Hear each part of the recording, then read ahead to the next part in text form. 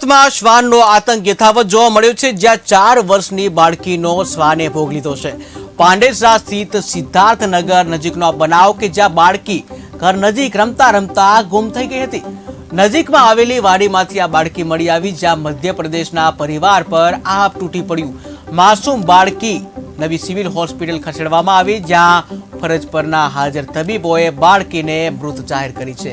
તો રખડતા શ્વાનનો આતંક જે યથાવત જોવા મળ્યો છે। ગુજરાતમાં ચારેકોર રખડતા શ્વાન છે ને આતંક મચાવ્યો છે, ત્યારે વધુ એક ઘટના જે છે સુરતમાં બની છે કે જ્યાં રખડતા શ્વાનનો આતંક જોવા મળ્યો છે।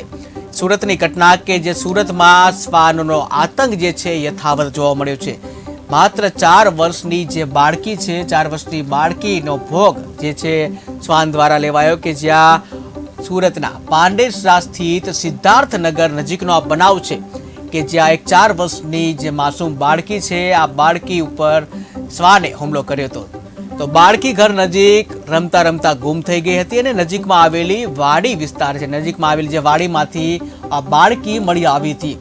ત્યારે આ બાળકી ક્યાંની હતી જોઈએ તો બાળકી જે છે મધ્યપ્રદેશના પરિવારની છે કે જ્યાં મૂળ મધ્યપ્રદેશનો આ પરિવાર છે અને તેમની 4 વર્ષની એક માસૂમ બાળકી છે, એના પર જે મૃત્યુની ઘટનાથી મધ્યપ્રદેશના પરિવાર પર આપ તૂટી પડ્યું કે જ્યાં માસૂમ બાળકી જે છે આ માસૂમ બાળકીને સિવિલ હોસ્પિટલ ખસેડવામાં આવી હતી અને ત્યાં ફરજ પરના હાજર તબીબો છે, આ તબીબોએ બાળકીને મૃત જાહેર કરી હતી। ત્યારે બાળકીના મોતને લઈ અને પરિવારમાં શોકનો માહોલ જોવા મળી રહ્યો છે।